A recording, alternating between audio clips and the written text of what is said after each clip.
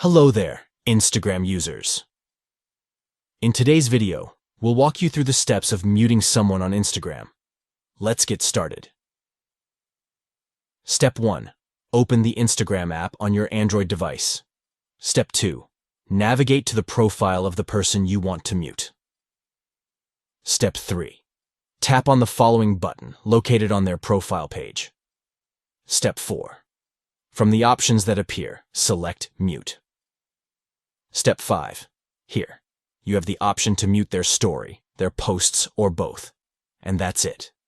You have successfully muted the person on Instagram. No more unwanted stories or posts cluttering your feed. A quick tip. If you want to mute someone directly from their story, simply open their story, tap on the three dots, select Mute, and choose whether you want to mute their story, their posts, or both.